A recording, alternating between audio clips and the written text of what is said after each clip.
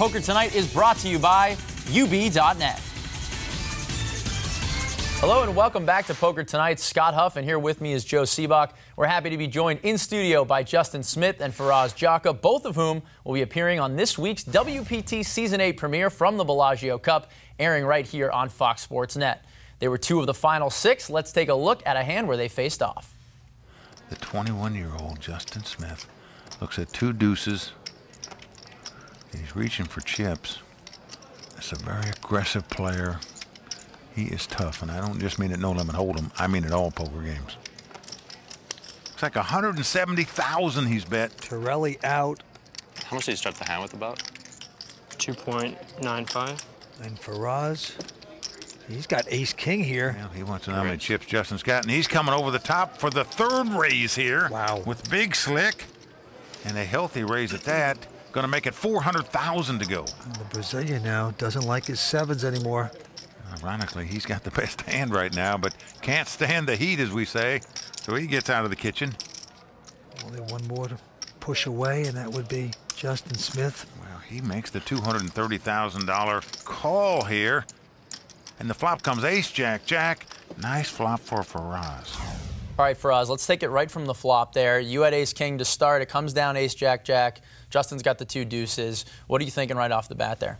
Okay, well, to start from pre-flop, normally I would feel pretty uncomfortable playing ace-king to 3-bet when we're that deep, especially with Justin, I figured was one of the better players at the table, and it's just not worth it to get into that spot out of position. But I knew in day 3 and day 4 I'd done a lot of crazy 3-bets and 4-bets, and I'd done interviews about it, and I just kind of assumed that he'd heard about it. So I thought this might be a rare situation where I can get some extra value out of it. So I decided to 4-bet, thinking it would look really weak and that I might get played back at it really light from Justin. So I went ahead and 4-bet, and he flatted. The flop came ace-jack-jack. And I think normally a lot of players would check that flop because there's not really much of a point in betting. There's not very likely he has an ace. And in case he has a jack, I might as well just pot control. But I figured he's smart enough to know that, so I decided to do the opposite and go ahead and bet.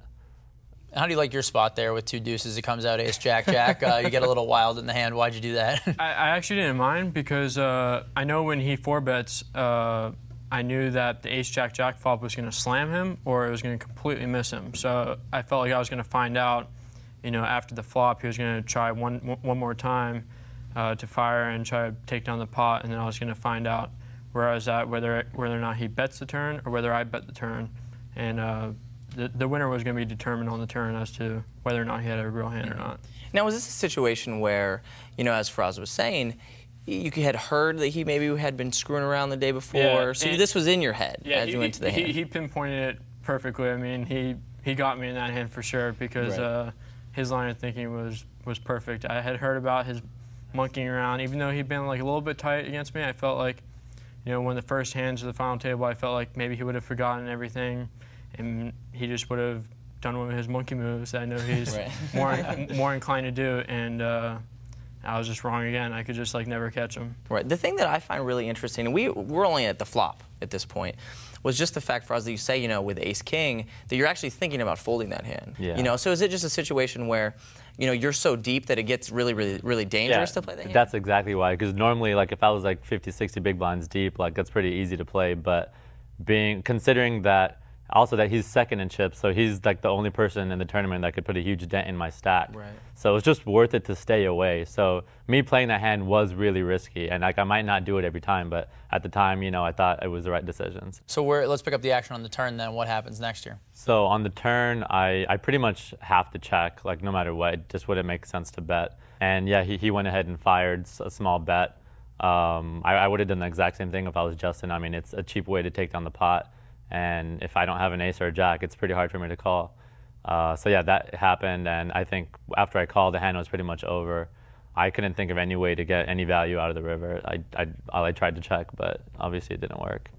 Right. So it went check-check, and that's how the hand pretty much ended. Yeah. You just went a little bit nuts, and unfortunately it didn't work that time. Yeah, and I mean, I don't blame him. Like, I might have done the exact same thing he did against some players. So well, it's pretty difficult not to when it goes check, check. I mean, at some point you're going to say, I'm going to take a stab at this thing and just see. Well, yeah, I mean, even just like pre-flop, like the the fact that he flatted so wide and then floated, like, I definitely don't blame him for doing that. I would have done that in a lot of situations. Something like he said, you know, I was second in chips and he was first in chips, and it was early on.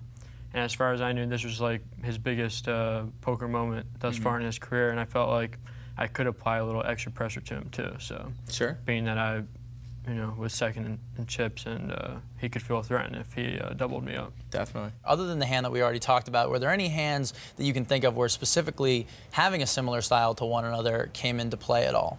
And, or how much did that factor in at the final table? I mean, just like little things like we talked about, like a lot of people won't like open limp, like they just, you know, raise, which is obviously what we do most of the time, but me and him both like open limp from like the cutoff or the button, and like we were surprised to see each other do that, because like in one sense we do have like different style, but then there's certain things like that's similar, you know. So that's when it opened my eyes on like day 4, day 5. I saw him like open limp the button, and I was like, wow. Because usually when I open limp the button or open limp the cutoff, people look at me like I'm just completely insane. Like, what are you doing? This makes no sense, because it looks kind of funny, but it's actually a pretty good play under some certain circumstances. Yeah, and I think it's just like poker these days, like there's so much information out there. There's so, like, you know, like forums, like all these books, that people can just figure it out by studying it. But when you do something new that hasn't been talked about over and over and over again, like they don't know what to do, because they're so used to just having this manuscript telling them what to do. So I'm just trying to, like, you know, make them think outside the box, which is what they're not used to these days. Some more confusion, just trying to throw something different at them.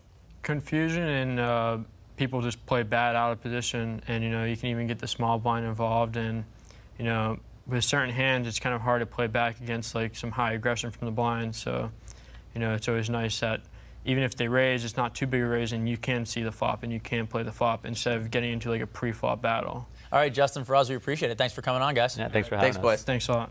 All right, well, don't forget to check out these two guys on the premiere of the 8th season of the World Poker Tour for the first time in HD, airing Sunday, January 24th at 11 p.m., or check your local listings right here on FSN. All right, well, up next on Poker Tonight, we have This Week Inside Action, plus Dana Workman and the Weekly Misdeal on Poker Tonight.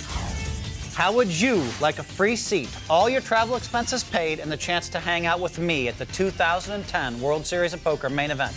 It's the Poker2Nite Pro Challenge, and it's totally free. UB.net is giving away 2 packages every week.